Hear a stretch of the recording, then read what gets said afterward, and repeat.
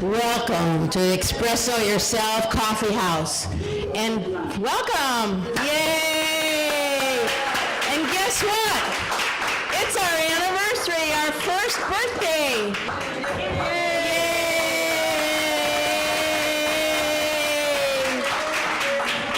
So we're going to sing happy birthday to us. Yes. Expresso. Happy birthday to us. Happy birthday to us. Happy birthday, dear Expresso. Happy birthday to you.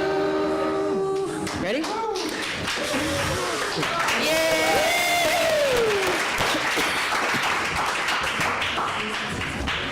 And I guess I will take the cake and Shirley will make an announcement. So that will be served up for us for our treats tonight. So welcome, welcome. It took us a little while figuring out what we wanted to do with that cake, and that was Thea's idea, so she won. That's fine. What was your idea? I wanted to just set it back at the table, cut it up, and hand it out. This was more fun. What can I say? So the first 25 people who walked in the store got a favor bag if they chose. And I want to explain what's in the bag besides candy, is we have an origami folded cup with crayons on it and a small piece of paper. We are giving those to people, and if somebody didn't get them, we have the crayons and paper in the back. We'd like you to write a testimonial about what you feel the Expresso Yourself Coffeehouse is and how it has fed you over the year. We're going to do something with it for our website. So if you just want to sign your initials or your name, whatever you want, but we'd like to hear your feedback, your testimonial about this experience. And again, if you don't have a favor, the pens with the origami little folded cups that we learned how to do on a video this morning are back there with the paper. So I think do we have open mic slots still, Thea? Yeah, we do. If anybody has not signed up for an open mic, they are welcome to do so. And are we about to get started? Yeah. Okay, so, yes. Welcome them from the church? No, I didn't. Okay, I'm supposed to welcome you from the church. First Parish UU gives us the space so that we can turn it into a cafe. And we're very, very grateful for that. Is that good? Yes. Okay, all right. Superb. And our theme for tonight is Dancing with Our Demons. And I guess the birthday cake is my demon, because I'm not going to do a poem, an opening poem. I just brought out the cake, that's all. And our first open reader is Barbara Alaprantes, who is a newbie here, her first time here. Yes? Welcome. Demons. Going off theme. I just moved to Natick from New York. I lived in Flushing. A short distance from my house in Flushing, maybe 20 blocks, was St. Mary's Hospital for Children. And it was a Saturday night and the phone rang. And it was my friend Dee Dee. She was a speech pathologist, and she volunteered there on Saturday nights. She said, "Barbara, it is so quiet here. The children are just sitting around in their beds. This place, some children go in and they never leave. It's a residential hospital. Would you come over and tell some stories? Oh, there's one little deaf kid here, and he does signing." I said, "Okay." So I got in the car, and I drove over to Bayside and parked and went into the hospital. And Dee Dee took me around to all the wards and introduced me to the children. We were just leaving a ward when I heard this little voice say, "Barbara." I turned, and there was this little girl I had said hello to. She was sitting in a high chair, blonde hair, looked like Shirley Temple, and she had been born with no fingers. And she had this sweet little voice. And then she said, "Barbara, you scare me." stalling for time, I walked back to her and I said, "I scare you?" She said, "Yes." "Do I scare you because you don't know who I am?" And she said, "Yes." "Well, let me tell you who I am. I'm Dee Dee's friend. I'm a storyteller. I live just a few blocks from here. I have 2 sons, and I work in a school with deaf children, and I tell stories in sign language. Are you afraid of me now?" She said, "No." "Good." I love that story, because what happened to me in that moment, you see, I don't look like an immigrant. I don't sound like one, but I'm a hyphenated American. I was born in Greece, came to America at the age of 3.5 against my will, found myself in a Jewish neighborhood in Flatbush, Brooklyn. And then I was 5 and they took me to the hospital to have my tonsils out. So when that little girl said to me, in that moment, that I frightened her, I thought instantly I was a little girl. Of course I frightened her. She didn't know why I came into the room. Was I going to take away, do something? So in that moment, it was just a wonderful little anecdote that I love to share. And I told it once because there's a wonderful radio station in New York City, WBAI, and very progressive and very militant, whatever. And Martha Sinider, a storyteller, invited me to do a program in the East Village. And there were, I went with my friend, she was Leontine Watts, she was an octogenarian poet. And we walked into this big, dark room. She wanted me to tell my folk tales. And I walked into this room and sitting in the seat with these people, like young punk rockers with their hair, earrings, tattoos. And I thought to myself, what was Martha thinking, inviting me to tell folk tales to this group? So I said to Leontine Watts, she was a chanteuse, I said, "Go, you play the piano." And I stood there thinking, the heck am I going to tell this girl? And I don't know, I walked in and I did exactly what I just did. I said, a short distance from my house, there's the hospital, St. Mary's Hospital for Children. And I told them that story. The minute I said that, they sort of sat up and I had them in the palm of my hand. Because, you know, sometimes when you don't know people, anyway, whatever. That was the story I decided to tell tonight.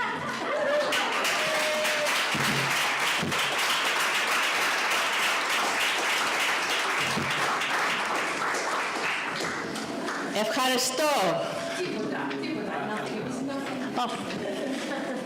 Τι κάνεις? You know, this being our first anniversary, we've done this for a year, and I just want to tell everybody how much I appreciate all of you coming month after month, and some of you are new for the first time. How many are here for the first time? Oh, wow, wonderful. Well, we welcome you, and but the people who have been here month after month, we welcome you also. It's we can't do this without an audience, and we just love you all. So thank you so much. And our next open reader is Richard Brown.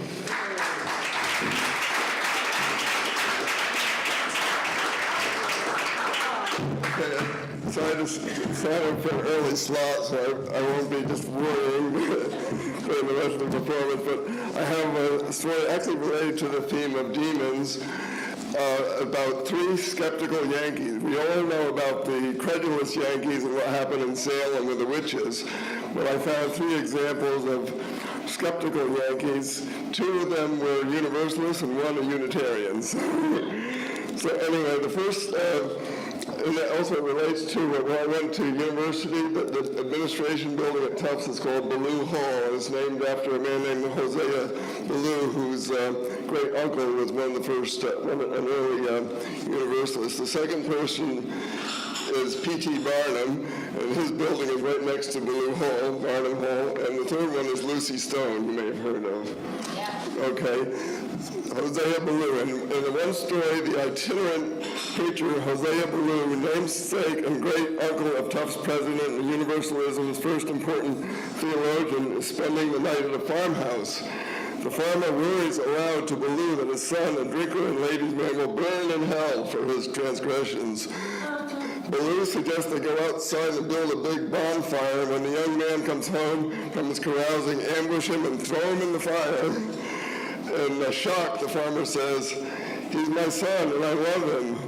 To which Baloo retorts, "If you are human and an imperfect father, if you love your son so much that you wouldn't throw him in the fire, how can you believe that God, the perfect father, would do such a thing?"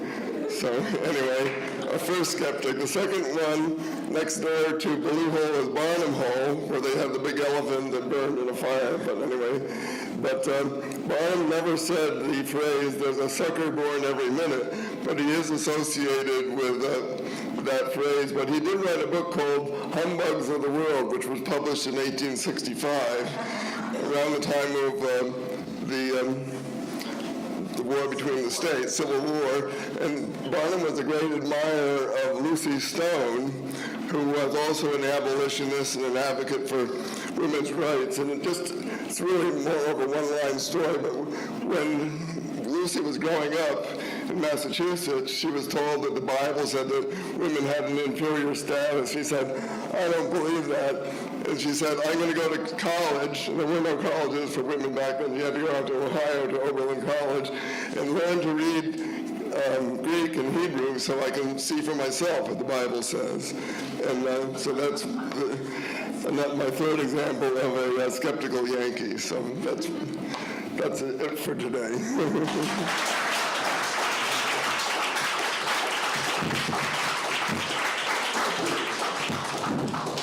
And I think it was Lucy Stone that she didn't want to get married, and then she finally did get married, and she refused to take on her husband's name. And women after that were called stoners who did that. Well, now it's a little different. And I don't know if you noticed that there was a video going on here. That was a little recap of the whole year. So if you were here every single month, all of those were familiar. But if you weren't here, a lot of it you didn't see, and you get to see a little of it. And thanks to Medfield TV, they let us use this footage and put it together in this nice little video. So you might see yourself in it, especially the regulars. And the next open reader is John Kearns, who is also on the video.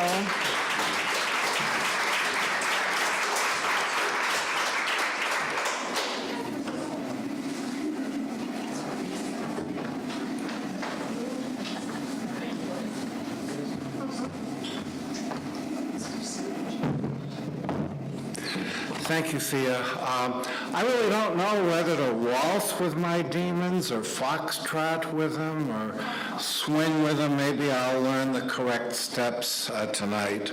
A brief announcement and then a couple of poems related to my announcement.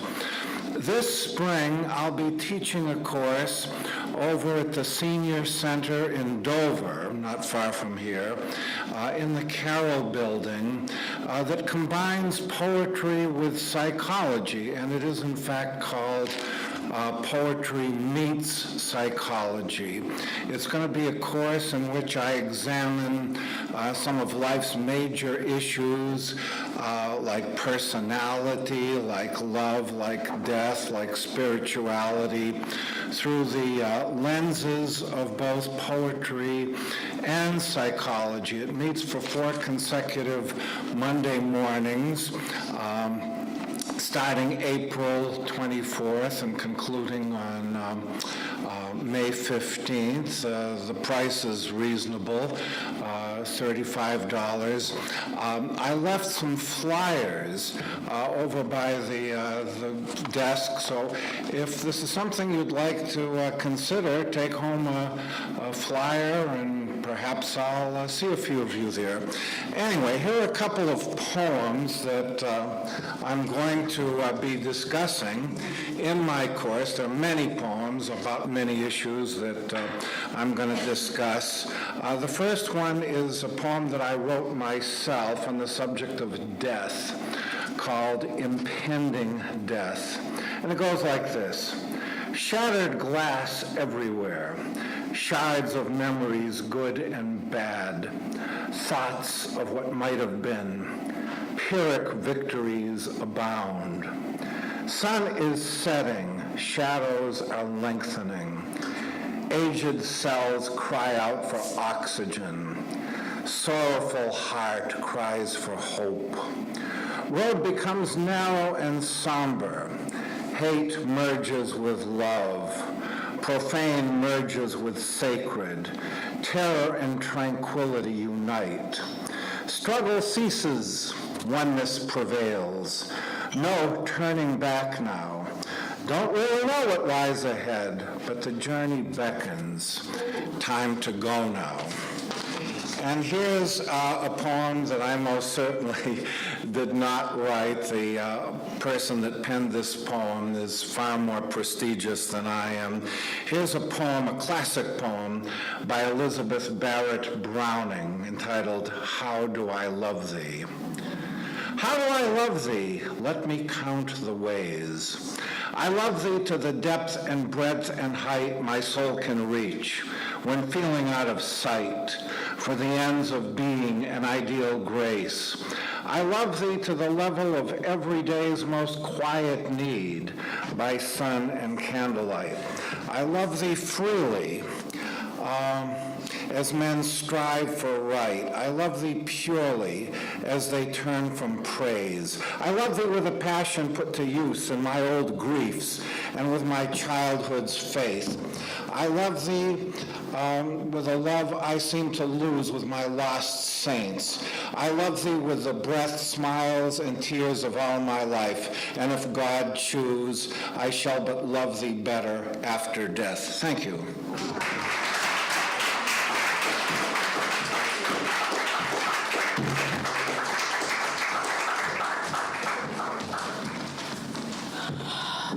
Fabulous. Very profound.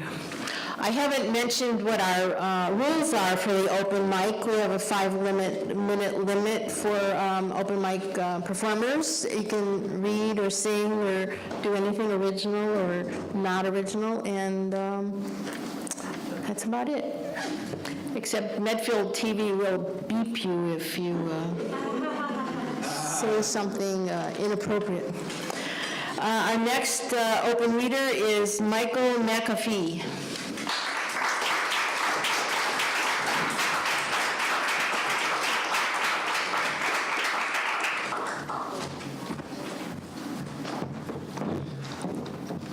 This will involve some audience participation. Last year, I self-published a book called Tarot Poems. There are 78 poems in here, one for each card in a standard tarot deck. Now, I could go and pick a poem and read it for you, but I think it'd be more appropriate. I scrambled the deck. Pick one, anyone.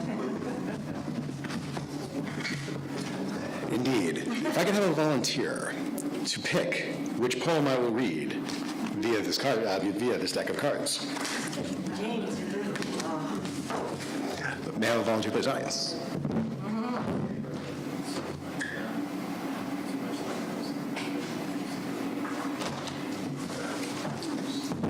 Okay, the first one will be the King of Cups.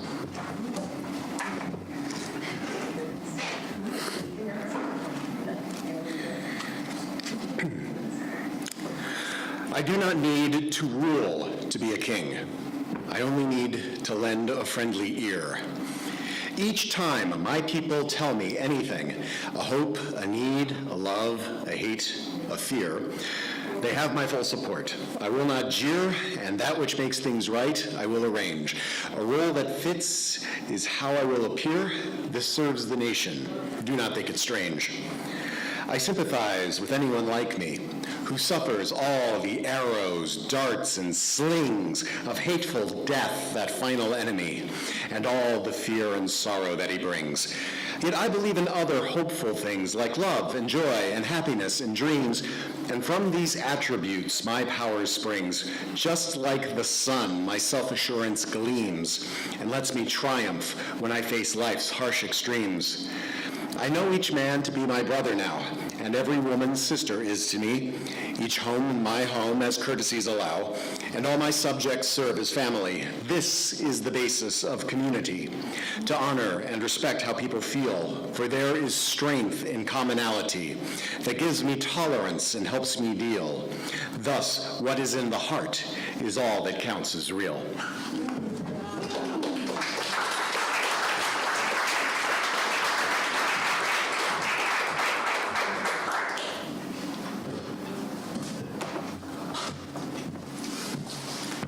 It's another king, King of Pentacles.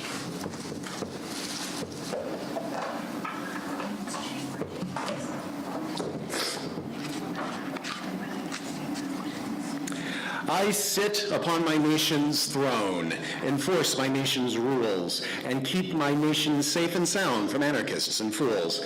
I sit above the labyrinth that spreads into the earth. I banish to it all the shames to which the world gave birth. I serve, although I am in charge. I cherish my homeland. My body is perfection. Thus, against me none can stand. If citizens request a boon, and if it's right and just, I will not rest until it's done. I do the things I must. If chaos tries to slip inside and wreck the gears of state, then quickly I effect repairs and keep the system great. Our enemies are all around with bloody claw and horn. If they attack, I'll make them rue the day that they were born. The kingdom grows and soon expands into some neighbor's space. I make sure this is organized, each tool is in its place. And if you wish to give me thanks, beware, be not too bold. If you should brush against my skin, you'll turn to solid gold.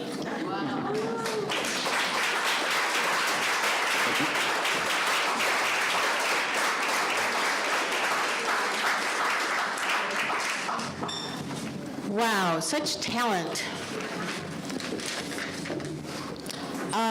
And our next open reader is Jeanette Millard.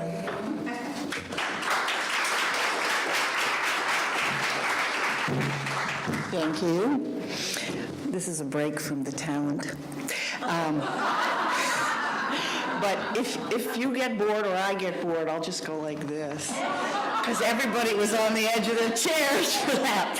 Okay, so the Dancing with Demons theme, I didn't think about when I decided to tell this story. I decided to tell this story because Elisa, who is going to talk with us later, bullied me into it. And she even has a book about how using stories can address bullying, but she bullied me in such a loving way. Oh, please, please tell a story. So my demon for tonight is a meaningless life. That is the thing that I most fear. And the New Yorker version of that is a cartoon in which there's wolves lined up baying at this beautiful full moon, and then there's two wolves over on the side, and one says to the other, "Are we really having an impact?" That's it. No. But I went to a public town meeting today listening to our congresswoman, and I really felt that again. So I went back and thought of something that did give me a sense that I was having an impact in life. And so that's this story.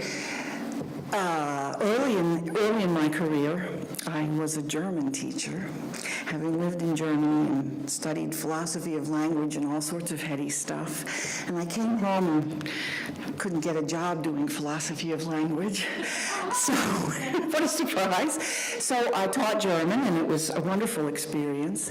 And I taught in a private girls' school, where I'd never stepped foot in a private school before, but these were wonderful, motivated students, and I had classes between 6 and 9 students. So, of course, that was just an unimaginable pleasure to teach there.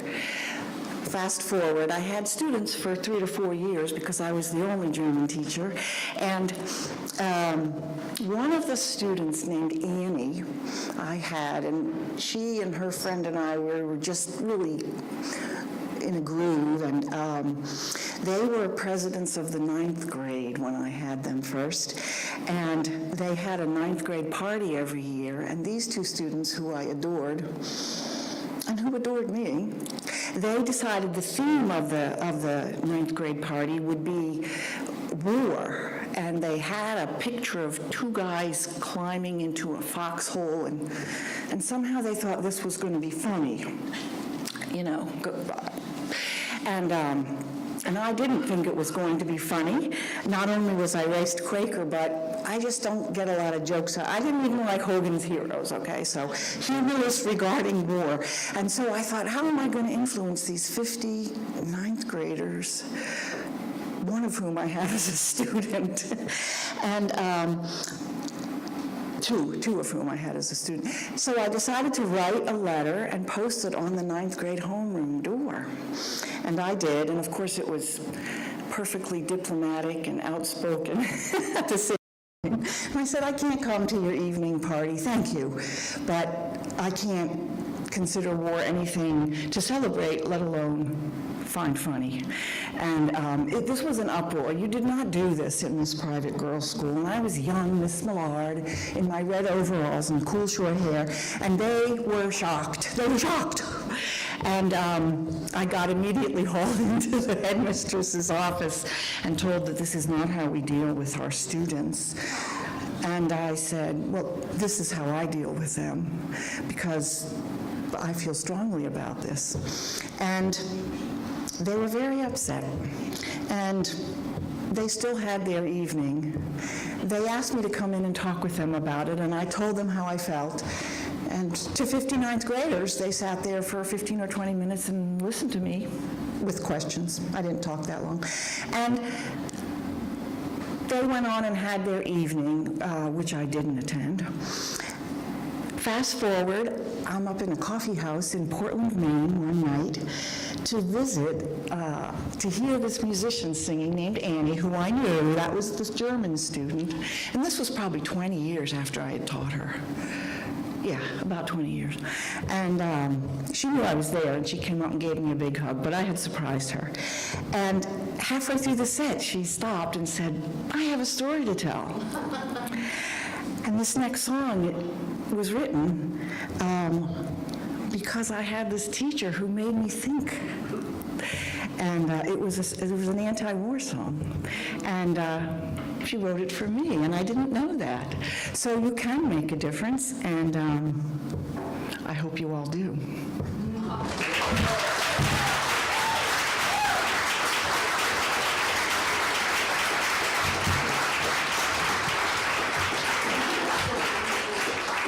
Congratulations.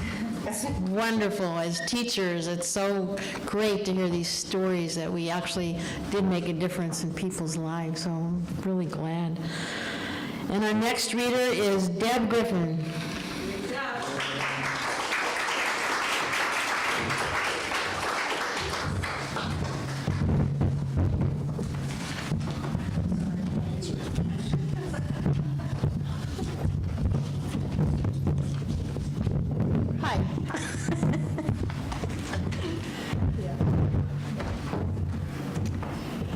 So I wrote this poem after walking at the res on Thursday, Ashland Res. It's very bright up here. You can hear me, right?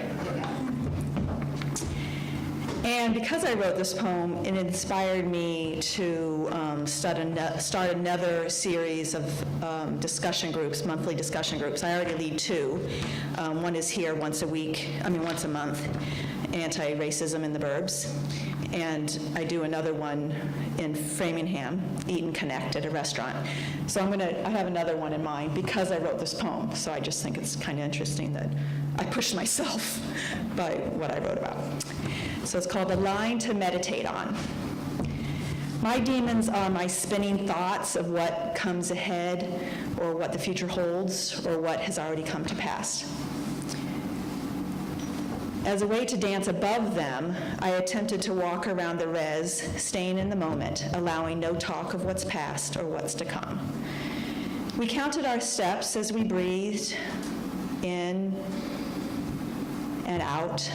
We talked only of what we felt and saw during the unusually warm winter day.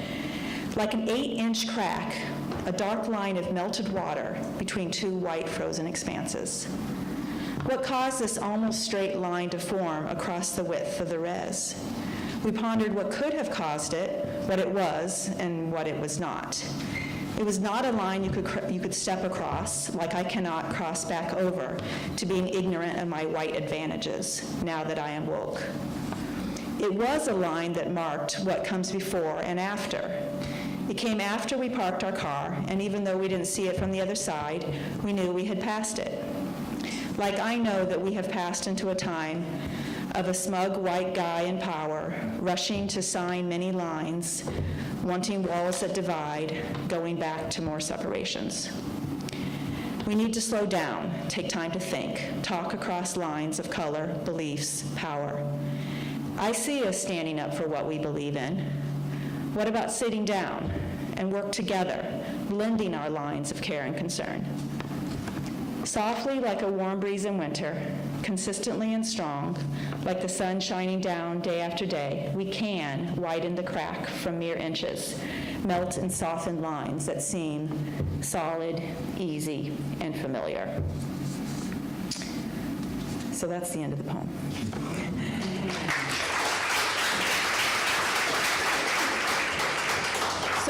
So in case you're interested, this is my idea for the meeting, it's going to be a meetup group, to tell people about the meeting. That I figured if I wrote about it, that this is really what I really want to do, is people to be able to talk when you have different opinions. I'm like, okay, let's try to do it. So it's called Listen, Talk, Move Forward. If we want our political leaders from different parties to engage and problem solve collaboratively, we need to practice it in our own communities. These gatherings at a restaurant are for building friendships and socializing with folks with various political or issue-related leanings. We will practice active listening, which includes reflecting what we heard and look for common ground. We can set a positive example.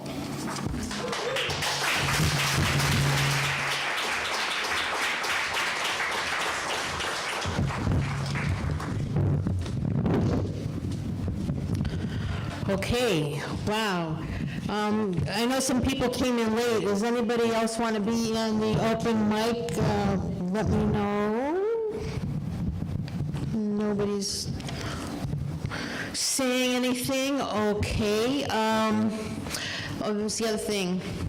It's really wonderful how people from all walks of life are writing poetry. I know Deb is a visual artist, and she's writing poetry, and we have teachers, and I don't know what everybody does in their other lives, but the most important life is poetry, right?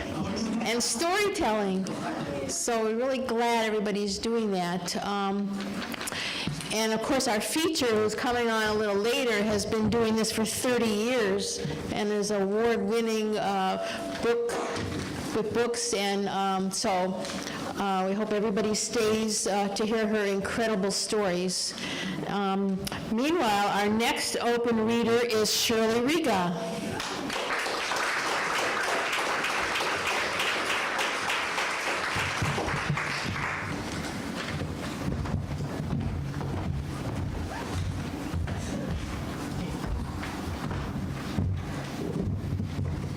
This is a poem I'm going to read by Rumi, who is an ancient Sufi poet, and I am befriending him because it's amazing. It's called The Guest House. This being human is a guest house. Every morning, a new arrival. A joy, a depression, a meanness, some momentary awareness comes as an unexpected visitor. Welcome and entertain them all, even if they're a crowd of sorrows who violently sweep your house empty of its furniture. Still, treat each guest honorably. He may be clearing you out for some new delight. The dark thought, the shame, the malice. Meet them at the door laughing and invite them in. Be grateful for whoever comes, because each has been sent as a guide from beyond. Thank you.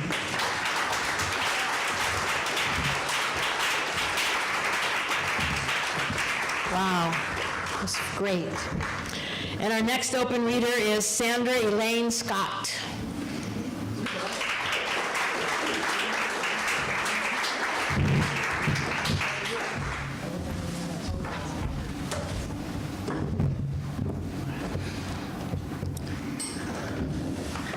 was interesting when I heard about tonight's theme, Dancing with Our Demons.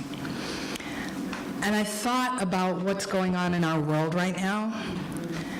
And those are the demons that we're dancing with. You see, normally I tell people my parents come from another country. I normally don't say they're immigrant parents because somehow immigrant in this country is a swear word. And it becomes that they were poor and stupid, which they were not.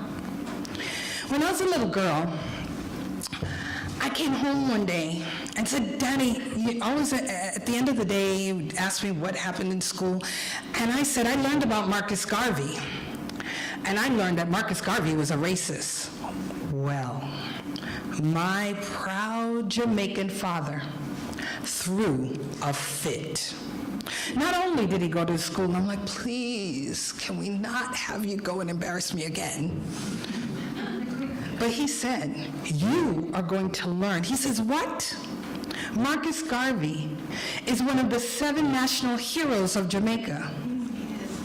And so I then had to learn who the 7 national heroes of Jamaica were. Marcus Garvey, I'm probably not going to name them all, Bustamante, Manley, and one of my favorite, who became my favorite hero, Nanny of the Maroons. She was the Ashanti warrior princess who led the rebellion that made Jamaica free from slavery, second only to Haiti. And I knew then that I was proud of who my parents were. My mother, she's from Panama, a Spanish-speaking country. And so when I tell people that half my family speaks Spanish, what? Huh? Well, as a friend said once when my book won an award, a Latina Book Award, how on earth did you pull that off?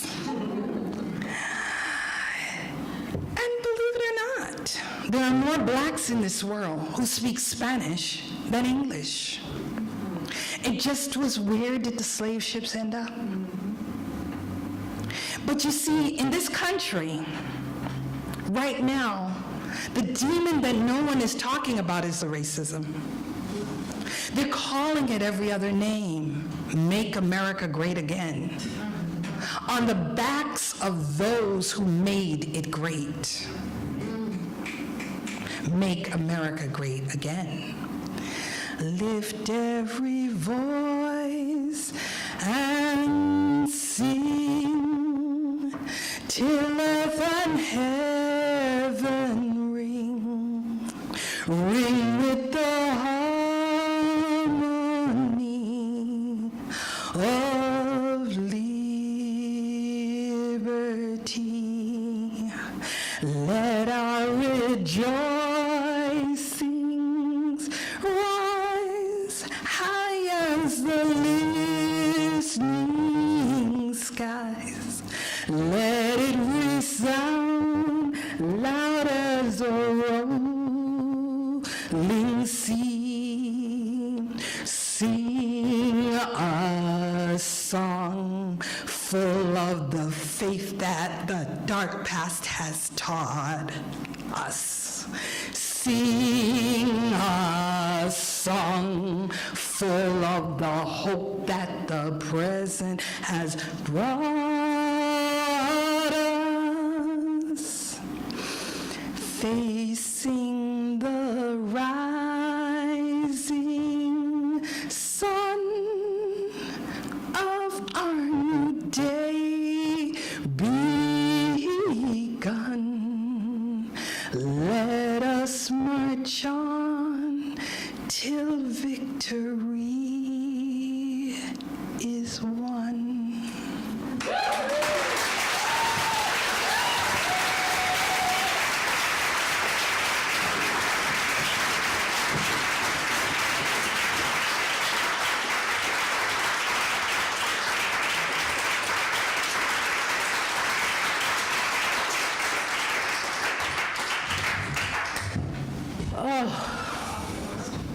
Wow.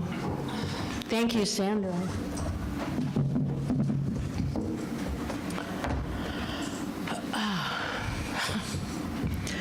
Now, everybody who's a regular knows that I end the open mic.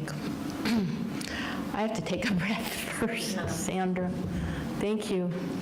That just touched my heart. I want to tell everybody to make sure that they have some cake during the, it doesn't seem appropriate, but I don't want to take the cake home, so make sure everybody has some cake. And then we will be really enjoying Elisa. Meanwhile, 2008, I was living in California, and it was that Great Recession, and all these banks were taking over each other. My Coast Federal Bank became Home Savings Bank, which became Washington Mutual or WAMU, and then that was taken over by Chase. I mean, it was crazy. You didn't know. Every time you walked in a bank, it had a different name to it. And at the same time, in 2008, the voters of California were trying to pass this state constitutional amendment to ban same-sex marriage. And it was a really crazy time, and I was very upset about that. And a friend of mine made us all T-shirts that said "Everyone Matters," because some people were trying to exclude other people, and I was really angry that these churches were saying these very terrible things about me, and I just got really upset about religions. And then I finally read a book that explained religion to me. It was not the Bible or the Quran or even the Bhagavad Gita. It was a book by a Princeton psychologist who said that the brains of people 4,000 years ago were not exactly the same as ours. That the connection between their right hemisphere and their left hemisphere wasn't as strong. So, as a result, when distressed, they'd hear a voice seemingly coming from outside of themselves, this voice they gave a name to, like Baal, El, Yahweh, Zeus, God. But it was really just an auditory hallucination. Their right brain talking to their left brain. Well, that's the theory in the book, and I really wanted to figure this out and get some evidence for it. So I started searching through all these really ancient books to see if there was any evidence of it. So I delved into the most ancient book of the Bible, the book of Amos. And Amos says, "For 3 transgressions, yea, for 4, I will not pardon them, Ka'omer Adonai. Thus spaketh the Lord." But it was really his right brain talking to his left brain. So then I read the Iliad. I mean, it's full of distress. It's about a war. And Agamemnon says, "The gods will have their way." What he really meant was that the God in the right brain was giving orders to a human brain that had to obey. So then, it was 2008, so I had to go to the bank. And up there on the wall, there's a sign saying, "WAMU wants your trust and respect." And I'm thinking, this sounds just like a god. I always wondered why gods need my trust and respect. I mean, to run a whole universe? But now I get it. It's because humans need trust and respect. It doesn't matter if it's coming from their human brain or the remnant of their God one. Just then, this woman walks through the door. She's wearing a T-shirt that says, "For emergency numbers, call John 14 if you've sinned. Call Psalm 57 if you're depressed." I, of course, am wearing my Everyone Matters t-shirt because California is in the middle of this religious war, and we stare at each other, and we push out our chests like walking billboards trying to be more right. And she glares at me, Sodom and Gomorrah.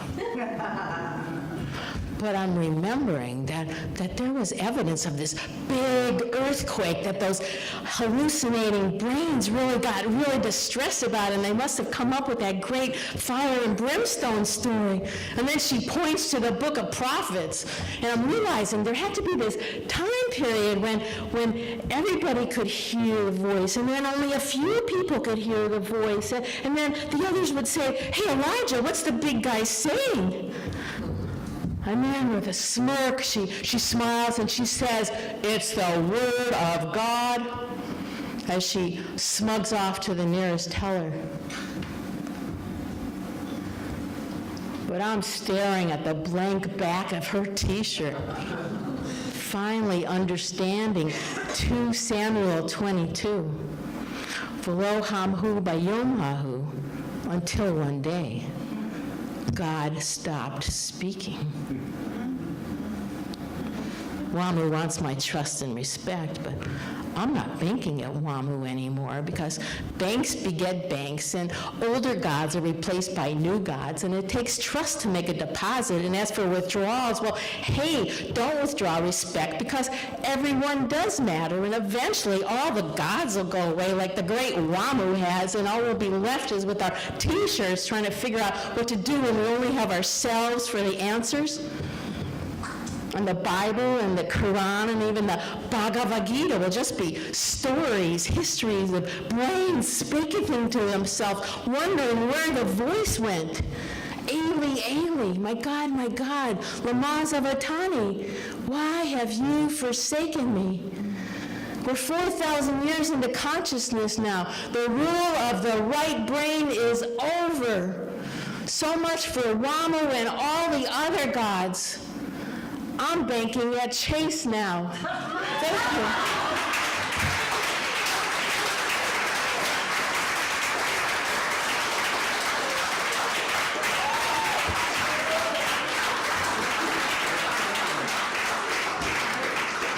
Thank you so much.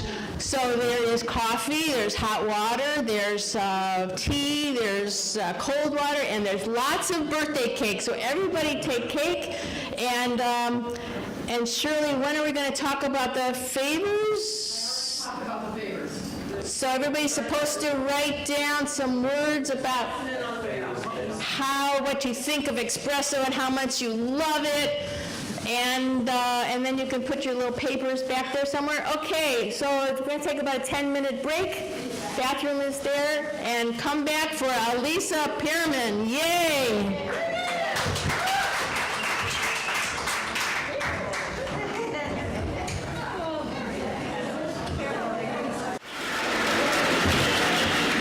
So if everybody could take their seats. Here she comes.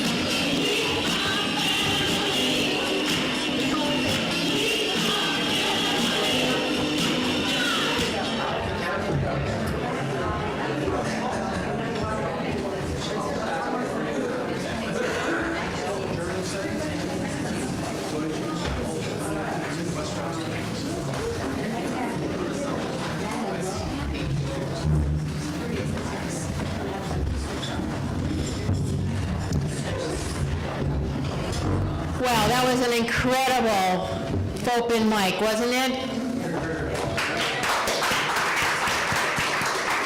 Congratulations to everybody. Elisa Pearmain. Pearmain. Like the fruit in the street. Pearmain. I met you a year ago, yes? Sharing the fire. Yes, at the storytelling conference. Elisa is a professional storyteller with over 30 years of experience telling in schools, libraries, churches, and festivals around New England. She's the author of 2 award-winning books, Doorways to the Soul, 52 wisdom tales from around the world, and Once Upon a Time, Storytelling to Teach Character and Prevent Bullying. And she has a CD called Forgiveness, Telling Our Stories in New Ways. She has appeared at festivals including the National Storytelling in Tennessee, Storytelling Festival in Tennessee, and she has books out there and CDs, and she'll tell us all about it. Elisa, thank you so much for coming.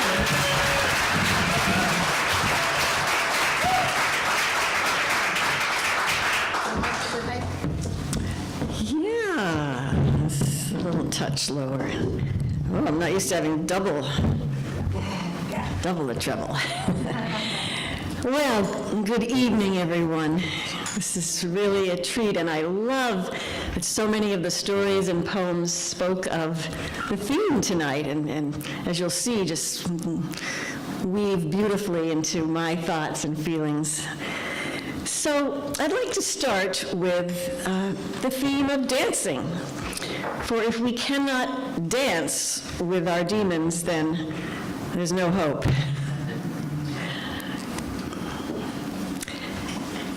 I consider myself very fortunate that my parents loved to dance. And from probably before I was born, there was a family ritual that on Saturday and sometimes Sunday nights, we would roll back the rug in the dining room, put on the record player, and we would dance. At first it was waltzing and foxtrotting on my father's shoes, and then we had the show tunes and Dixieland jazz, and when I was 5 or 6 years old, the Beatles came along, and we taught my parents how to do the twist. So being the oldest of 3 siblings and 3 cousins, I was forever getting people to do little dance performances and putting on plays for the grown-ups, and I just loved it. It felt wonderful. But somehow I got this story in my head that there could only be one creative person in a family. And it was definitely my sister Vicky. Truth, to this day, she's a wonderful visual arts painter, and ever since she could pick up a paintbrush, she's been doing wonderful things, and everyone said how creative she was. So I decided I needed another role, and I chose one that I thought would get me good attention, and that was being the responsible one. Well, you can imagine how happy I was with that. But anyway, there was a place where I did have my creativity fully appreciated, and was in my grandmother Gamma's great big living room with Gamma as the sole audience. And I remember one time in particular when I was about 6 years old, my cousin Wendy and I were spending the night, just the 2 of us at Gamma's. She had made her special dinner, canned spaghetti and frozen peas, and in her brightly yellow painted kitchen. We had helped her do the dishes, and then she said, "Well, girls, shall we go upstairs?" "Yes," we said, and we ran out of the pantry and around the dining room table about 3 times and stopped at the grandfather clock to watch it. We stayed so long that Gamma got ahead of us, going up the curving wooden stairs to the 2nd floor. We had to hold in all that energy as she went step by step. But finally, she crossed the threshold into the living room, and we sprang across the room and closed the 3 ceiling-to-floor window shutters and turned on all the lights and flopped down in the middle of her great big oriental rug. Gamma sat on the couch and took out her mending. Now, Gamma was the most generous person I knew, and her mending was a lovely example. For every week, she would walk down the hill to Charles Street and would go into the thrift shop, and she would rummage around until she filled 2 shopping bags full of clothes that needed mending. And then on old feet that turned in too much at the ankle, she would walk back up the hill, would mend them, and give them to the nuns in the convent across the way to distribute. That particular night, Gamma was darning socks. Wendy and I said, "What do you want to do?" "I don't know. Let's put on a dance performance for Gamma." "Yeah, great idea. Where should we be?" I had an idea. Why, it's a secret. We jumped up squealing over each other and ran out of the living room, down the dark hall, past the library, to the second dark hall, into Gamma's wonderful, mysterious bedroom that had these great wardrobes full of clothes that smelled like they'd been in there about 200 years. She said, "What are we going to be?" I said, and we dropped to the floor and we took off our shoes and our socks and we took off our pants. We took off our shirts and our undershirts and our underpants. And when we were bare naked, we decided that we should pee before our performance. And this, as you will attest, is very important, right? Besides, we loved Gamma's bathroom. It had one of those huge, deep clawfoot tubs, and it had a pull chain toilet to flush it. And we loved to pull it and watch it and pull it and watch it. And it also had a powder puff that smelled just like Gamma. So we peed and pulled and powdered and pulled and peed and powdered until we were all set. And then, on bare feet, we tiptoed down the creaking wooden floors past the library. We stopped just before the living room. There was Gamma sitting on the couch, looking so small. Ready, set, go! We sprang like two gazelles, singing at the top of our lungs, "We're Adam and Eve! We're Adam and Eve! We're Adam and Eve!" Well, Gamma took her mending and put it in her lap, and she began to applaud. She said, "You girls are wonderful. Why, I've never seen anything so creative in my whole life. You are beautiful." Well, we danced round the room and ate from the fruit of the trees, and we nuzzled and danced, and she continued to say, "This is beautiful. It's wonderful. Just wonderful." We danced and nuzzled and danced until we could dance no more. And we went and sat at the foot of the tree of life, the feet of our dear grandmother. She said, "Girls, you're so creative," picked up her mending and went back to work. Well, I heard those words of praise more times than that with Gamma, but as I entered adolescence, all that creativity that I did have went way underground. And it wasn't till my late 20s that I started taking dance classes and then took a dance theater class and learned about storytelling. And when I first started, it really did feel like I was coming out naked to the world, this whole other side that I had kept, hidden with my responsible self. And then I remembered this story of dancing for Gamma and her wonderful praise. And she said, "You are wonderful, just wonderful." And I've been trying to pass that and those words on as I see future storytellers come along. That's Gamma's praise.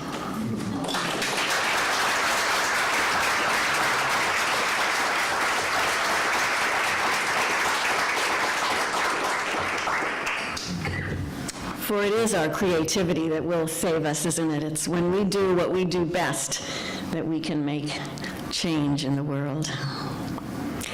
So the next story I want to tell is a Buddhist story, and it's about a Buddhist Tibetan saint who is perhaps the most loved Tibetan Buddhist among the people of Tibet.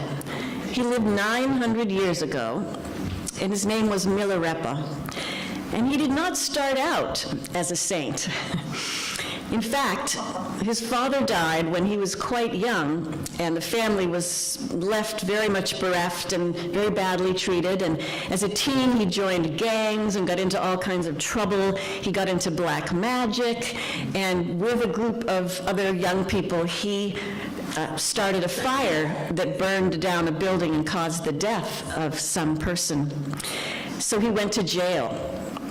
But while in jail, Milarepa met a practicing Buddhist, and he learned to begin to practice and began to clear his heart. And when he was released from jail, he decided to go up in the Himalayas and live in a cave and practice and practice. And so he did.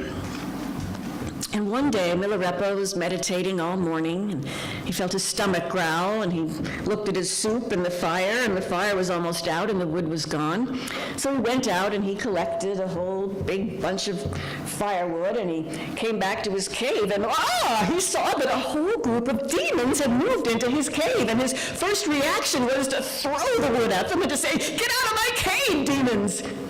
Do you think the demons got out of his cave? No, they tripled in size, and it was Melareppa who ran out of the cave. And he went, and he sat on a rock, and he said, "That's not what I've been learning all this time that I practice." And so he sat and sat until he could find that peaceful place, that befriending place. And when he did, he went back to the cave, and he bowed, and he said, "Dear demons, please forgive my inhospitable behavior. I was very rude. I hope you will stay and have soup with me." Well, poof, most of them vanished, all but the biggest one, who indeed stayed for dinner. And Melareppa was able to get to know him quite well. And when he woke in the morning, even that demon was gone.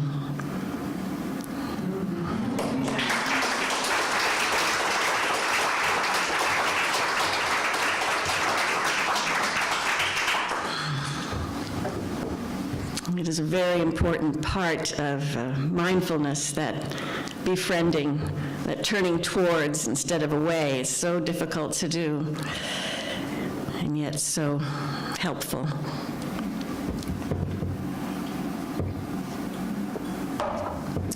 So, as you may have guessed, I really love and study mindfulness and practice as well as I can.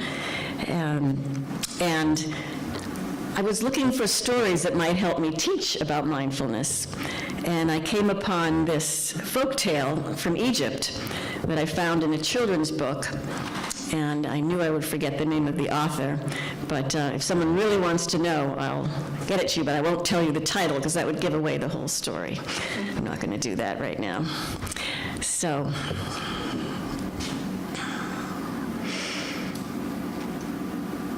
long ago, in a small village in Egypt, about halfway between where the green valley meets the forest, there lived a 13-year-old boy named Niobe. Now, Niobe's father was a skilled and courageous hunter. He was the one that people would call if a lion was picking off the herds or a crocodile menacing the village. And naturally, he wanted Niobe to become a skilled and courageous hunter. There was just one problem. Niobe was afraid of his father. He was afraid of weapons. He was afraid of animals. He was afraid of the forest. He was afraid of the dark. He was afraid of the water. Truth was that he had this amazing imagination. But he used it in a terrible way to picture all of the awful things that could happen. For instance, when his mother sent him to the garden to get melon, he would be sure that out from under some great leaf would come a snake which would wrap itself around him, and it would be so awful he wouldn't be able to breathe, and it felt so real that he couldn't breathe.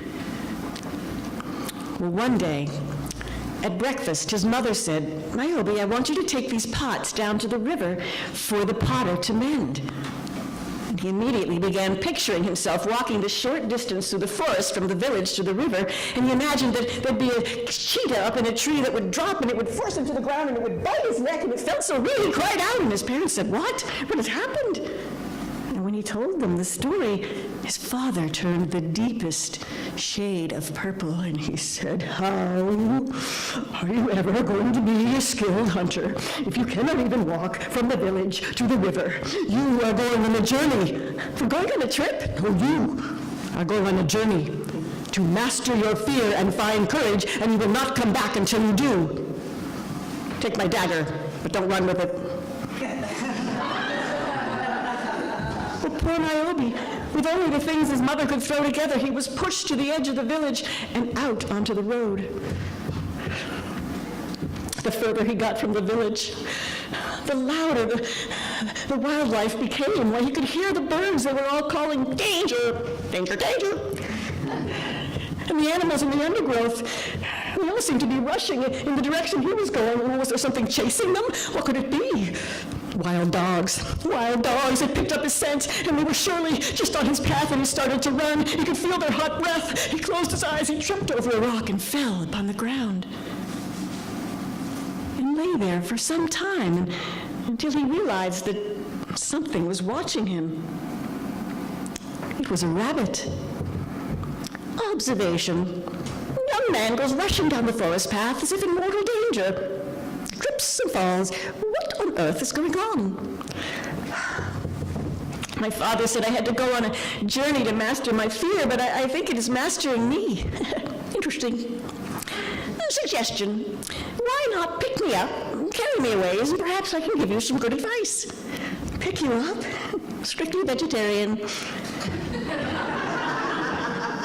And so Niobe picked up the rabbit, and it did. It felt warm and good being close to his heart, and it did give him some courage.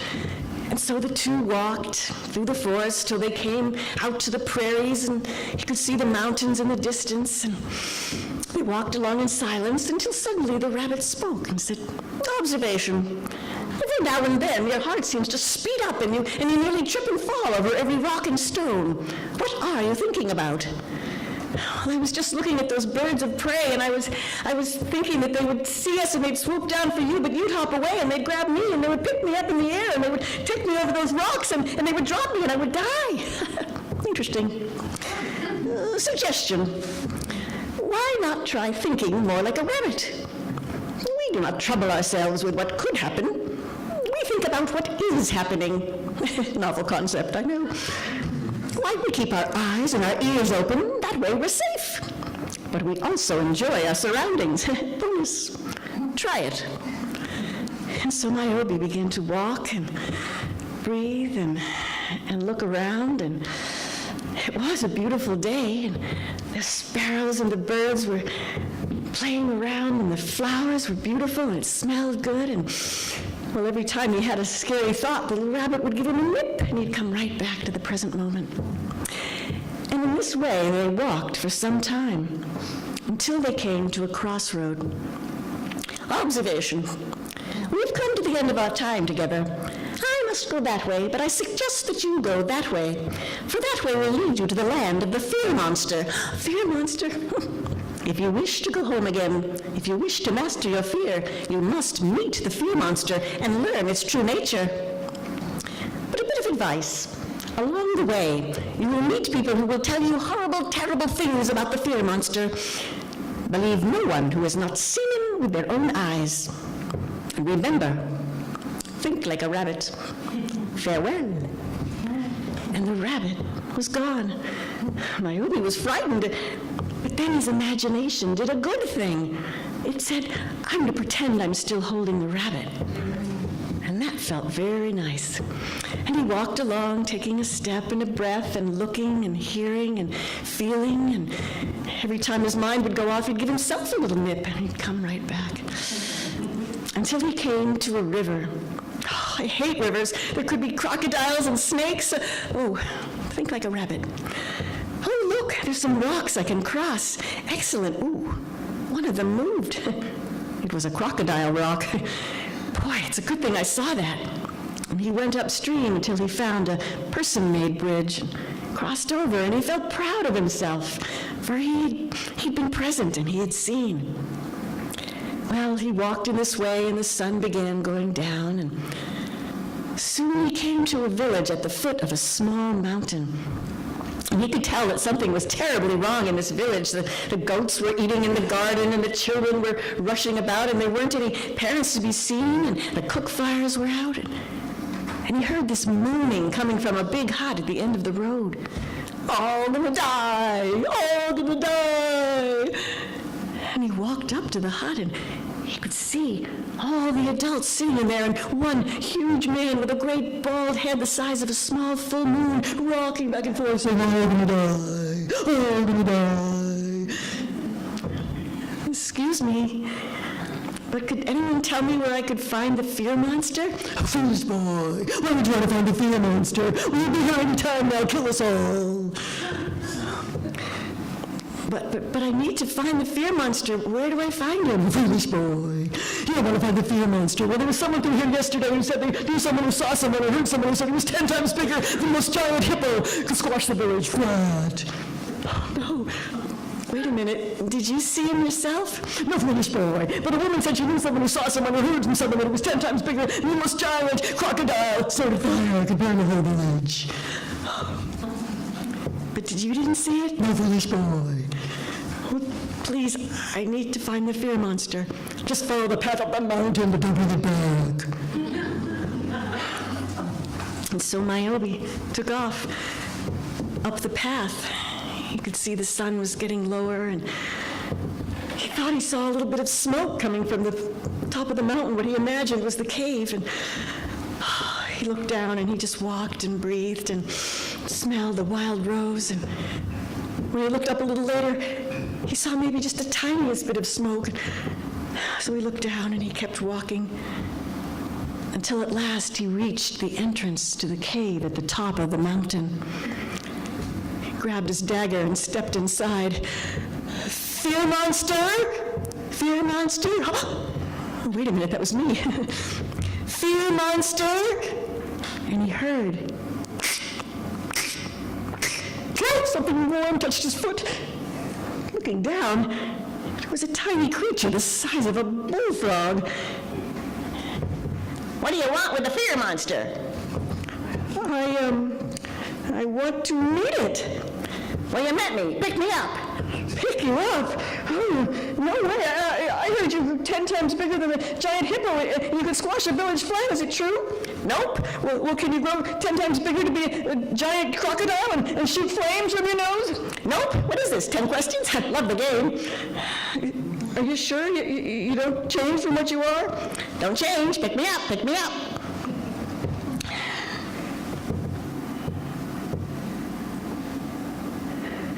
There, think you can take me, huh? Can you handle me, huh? Can you,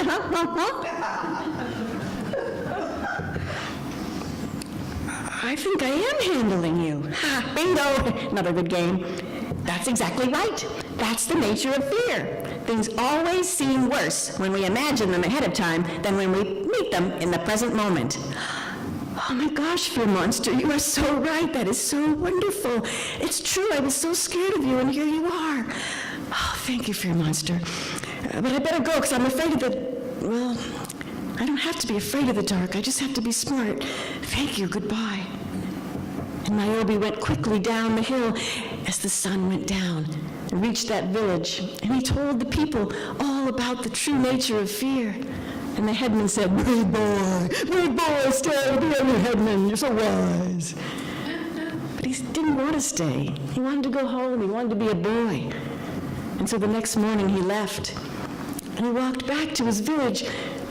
But now he had with him that truth from the fear monster, and that wisdom of the rabbit, and his own stories of what he had done to help himself. And when he reached the village, his father took one look at him and saw that he was indeed changed. Now you might wonder, did Niobe go on to be a skilled and courageous hunter? Well, with an imagination now used for good, I bet you instead he became the village what? That's right.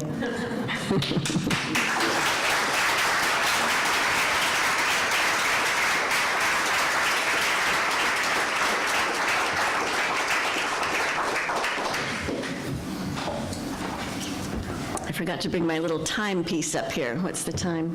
Like a half hour. I've got a half hour still? Okay, great. What's the name of the story? Oh, it's called The Monster That Grew Small. Wouldn't have been so good if I told you, would it? All right, so I'll tell you another little demon story. One of my demons. And these demons that we gather, they're the burdens, aren't they? They're the fears, they're the shame, the insecurity. And some of them we may create on our own. A lot of them come from childhood experiences, and some are legacy fears that come from many generations back, from experiences our parents, grandparents have had. And this story is one of those stories as well as my own. So, I come from a long line of worriers on my mother's side. My great-grandfather apparently worried so much that he died at 45 of a nervous heart.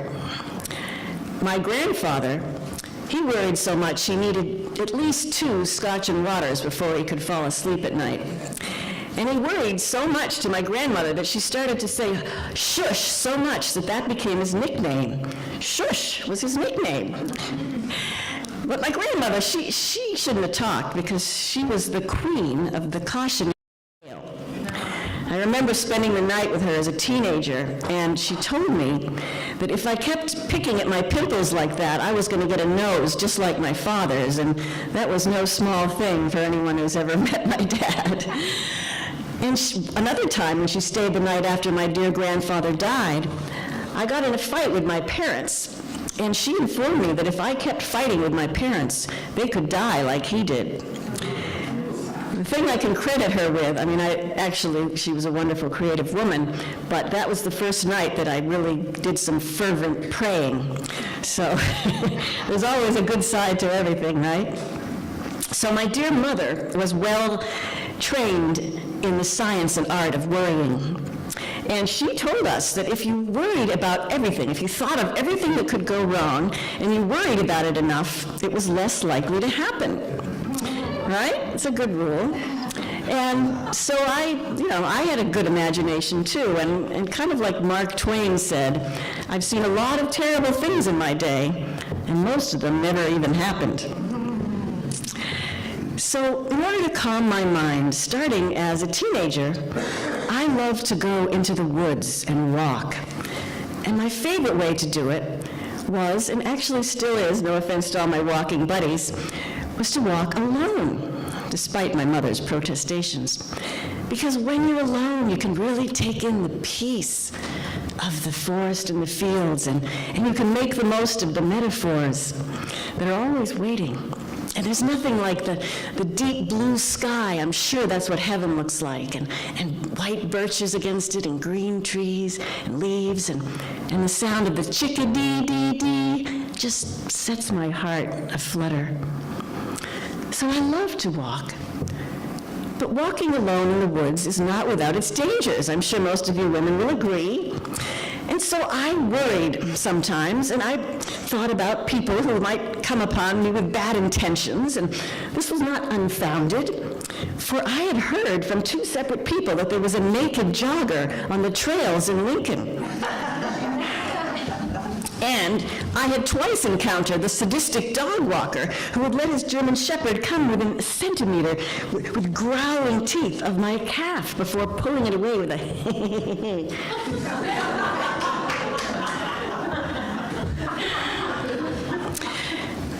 I also worried about wild animals, and not without good reason. For once, in the winter, I had gone down a lonely trail. Now, usually, you'd see all kinds of people in there. You'd see women jogging with their dogs, and people with the baby things that you push along, and, it was a pretty busy place. But down this particular trail, it was very quiet. And there was a marsh on one side and a steep hill on the other that was covered with big, huge pine trees and spruce.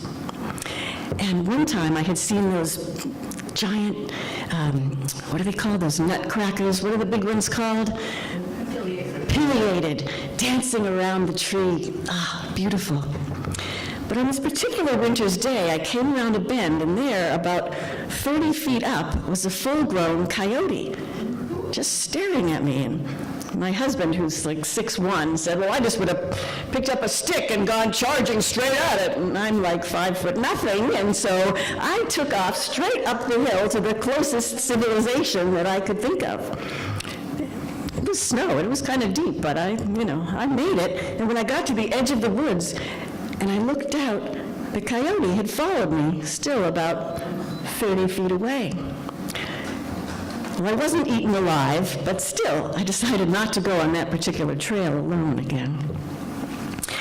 But I never gave up on my desire to walk mindfully and peacefully, and I had been studying it more as the years went by, and it became a special thing that I would do mindful walking in the woods. And I remember one July day in particular, and no one should walk in the woods in July because it's the deer flies hunting season. But I love the woods in July, the smells and the rich greenness and the calls of the crows and the blue jay. And I had my stick going over my head to keep the deer fly at bay, and I was walking, stepping, breathing, thinking, coming back, walking, smelling, hearing, thinking about some guy who might come at me with bad intentions. I thought of a naked jogger, but then I thought, at least I'd know where he stood or didn't stand, right? Pretty quickly. So I walked on, and hope that's not too risque for the TV. Beep! So I'm walking along. I'm walking along, and I start thinking, but what if it was somebody else? Someone came up behind me, and they pushed me to the ground. Well, I would grab a rock, and I would bang them on the head, and oh my gosh, what if they bled? What if they passed out? What if they died? And I'm climbing this hill as I'm thinking all this and coming down the other side, and I'm just halfway through the court scene when all of a sudden, I'm hit hard in the back of the head. I said, oh my God, I didn't really think it would happen.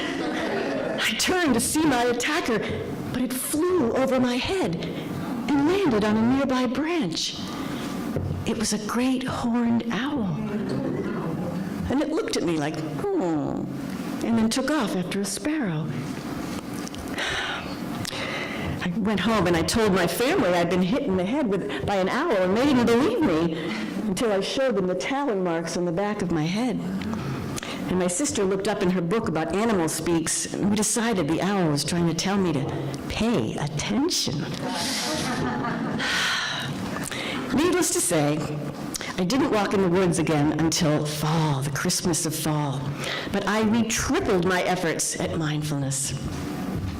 And I was walking along, I was doing so well, smelling, seeing, breathing, thinking, coming back, doing a great job, and I walked on this lovely stretch that has these old worn stone walls on either side, and I came over a hill and down and getting close to this crossroads, and all of a sudden I noticed something that was out of place, something in a tree, and I went a little closer. Oh my gosh. It was an animal with a white stripe down its back. My God, a skunk. I saw it. I imagined myself getting sprayed and trying to go home, and Eddie not letting me into the house until I'd had a ketchup bath.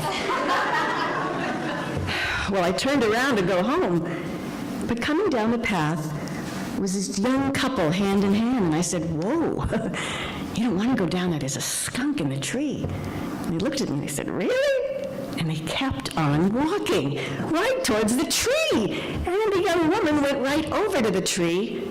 She picked up the skunk, and she said, it's a stuffed animal.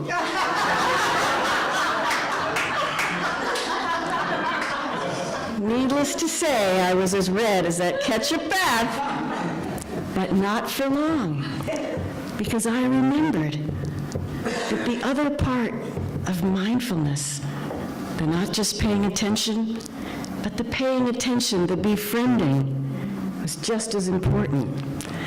And so I began to have a very good long laugh with myself all the way home.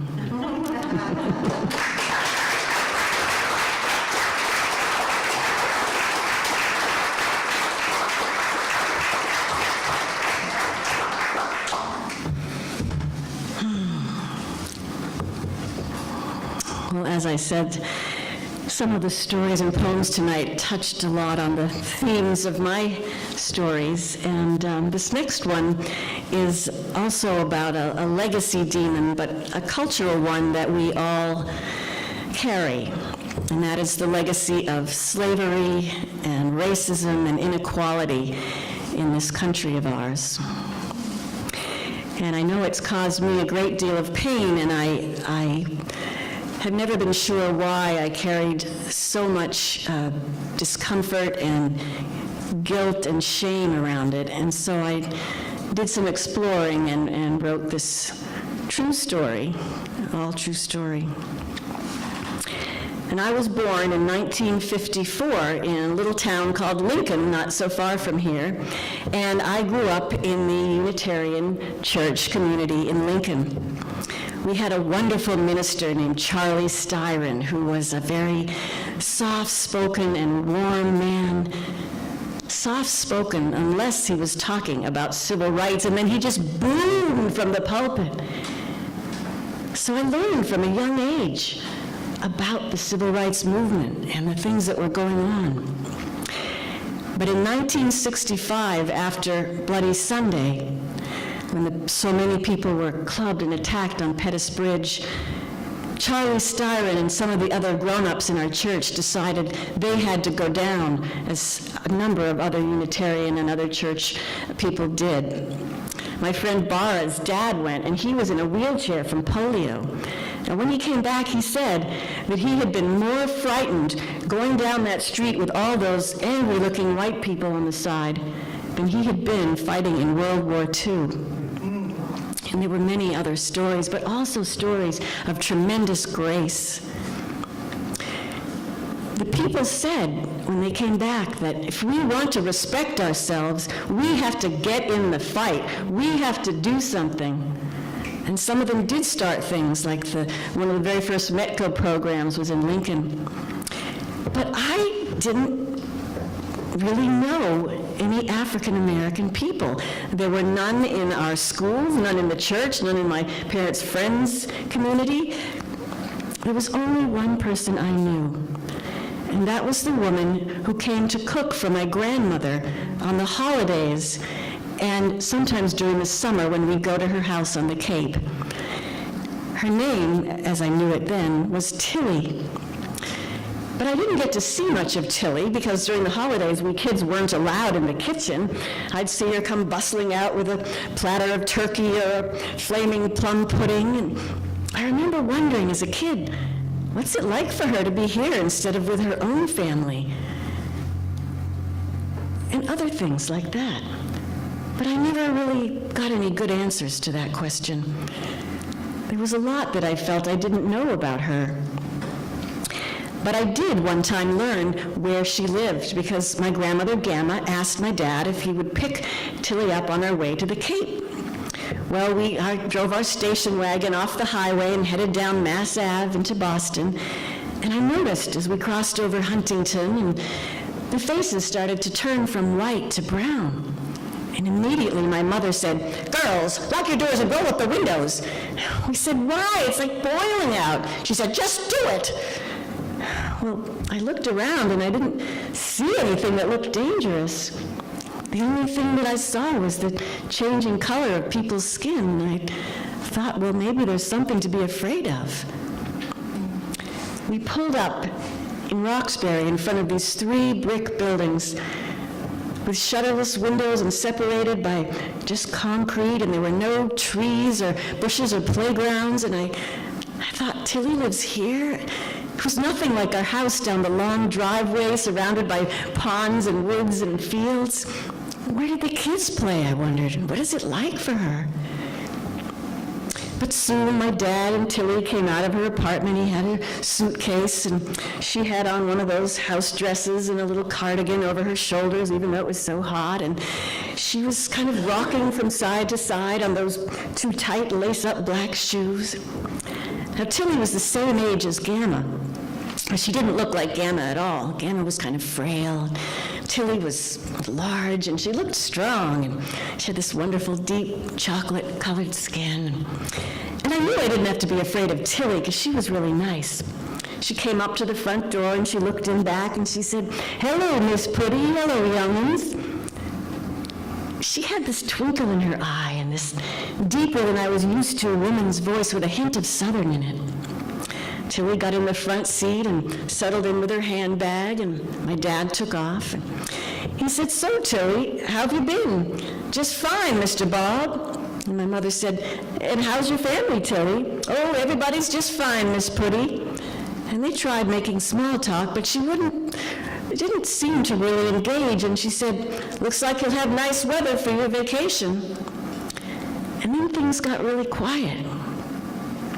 Well, I wondered as we drove along through the city what it was like for her to leave home. I know I got homesick every time I went away from my family, and I thought she probably did too. And I wondered if it was because we were white that she didn't want to talk to us.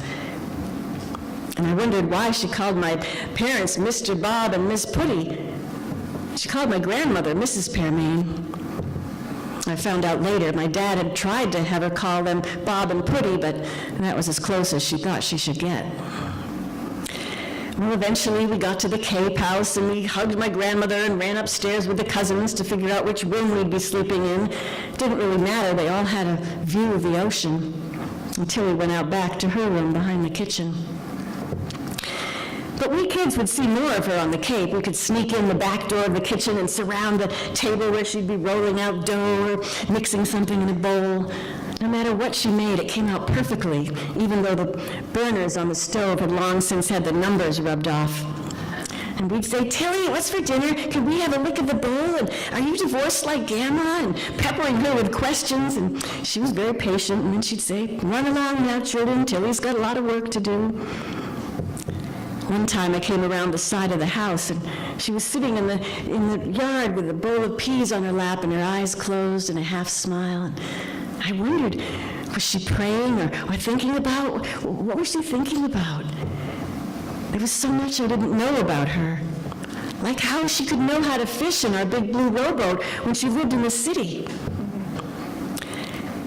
Well, I think my parents wanted to know more about Tilly as well, because one time she brought this baked Alaska to the table, and everyone just went wild over it, and my father got up and he got a chair and he brought it over and he said, "Tilly, this is so amazing. You've got to sit down and have some of this with us." And she said, "Oh, Mr. Bob, that's so kind of you, but I've still got a lot of work to do in the kitchen." And she backed out at the swinging door, and with that twinkle in her eye. And when I went out to the kitchen to bring in the dishes later, I saw she was just starting her first course at the corner table. Well, time went by, and I continued to feel that lack of connection, that lack of knowing that I wanted so much. And Tilly and Gamma grew older, and Gamma could no longer climb the stairs because of her old legs, and Tilly seemed to rock back and forth so much I thought she'd tip over, but she still came when she could. 1968 came with the death of Martin Luther King, and in 1969, and we heard that the Apollo 11 was going to land on the moon that summer. And my parents had brought a little black and white TV down, and we set it up in the little den next to the dining room where the reception was good.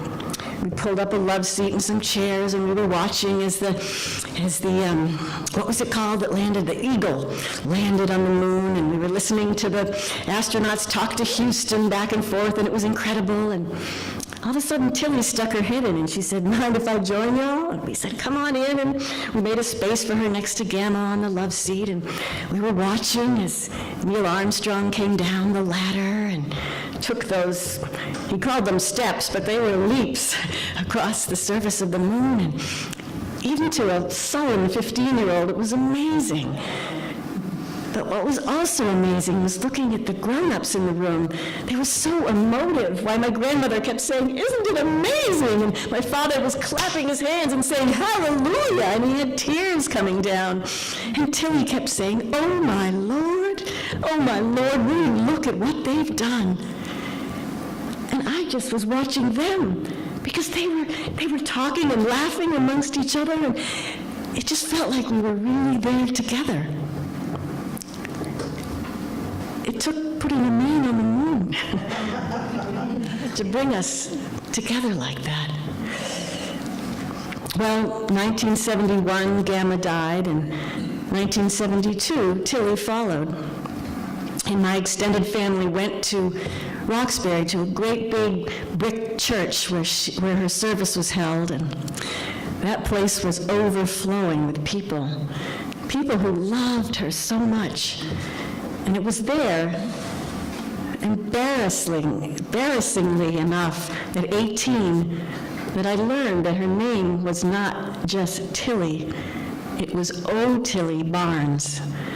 And I learned that she'd grown up in the South, and that's how come she knew how to fish, and probably where she learned to cook so well. And I learned that she was a huge member of the church. She sang in the choir. She was full of faith and full of love, and everyone loved her, and we were happy to share those stories. And I felt much more whole. Well, time passed, and I moved back to Lincoln when my daughter was old enough for school, and now there was a whole neighborhood, a very multicultural neighborhood that I lived in, and why her two best friends are biracial, and I got to meet a whole lot of people and to make some real friendships and to feel much more of that connection. But I still worry. I still worry. Do people really trust me? And sometimes I say stupid things, and I feel embarrassed, but at least now I can say, I'm sorry, I just said a really stupid thing. And I feel like that's where we have to be. That's where we have to be. And hopefully that'll bring us closer. And that's the end of my story about Tilly.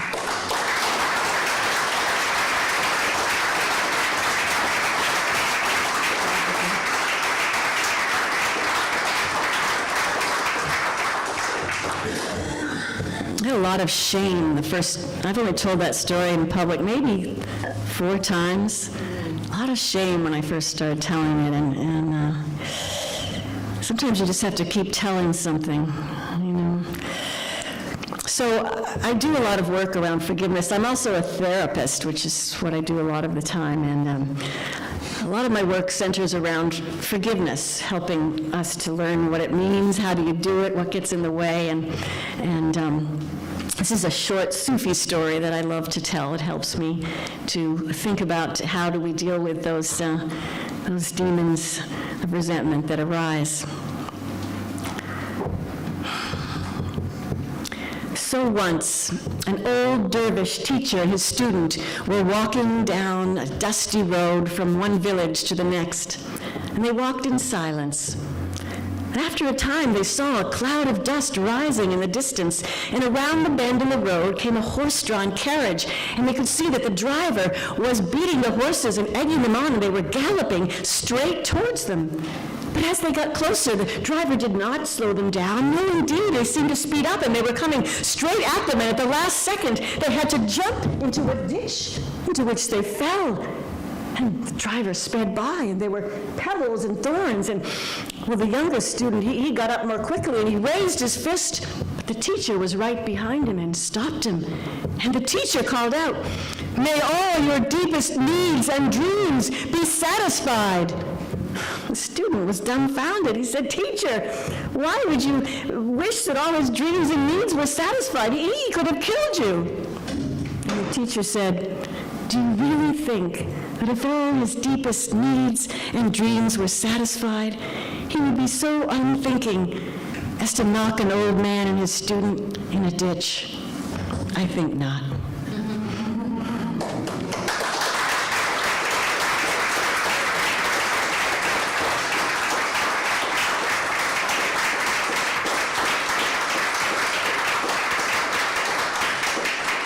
So I'll just end with a few lines from the Leonard Cohen song that I love. Ring the bells that still can ring. Forget your perfect offering. There is a crack in everything. That's how the light gets in.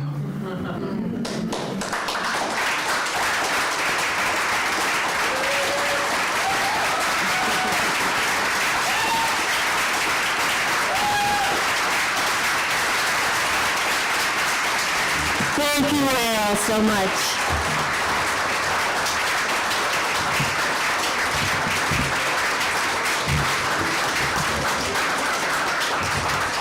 Thank you, Elisa. That was wonderful. What a wonderful evening. Do you have a good time? Yay! So I hope you all come back next month. Next month, we will have a theme of shades of blue because the Blues in the Corner band is going to be here, including Eddie Love. I just saw you over there.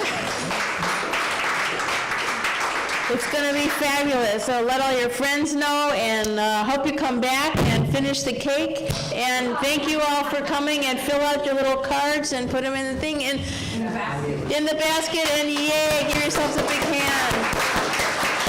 Happy birthday to all of us. Yay. Thank you so much.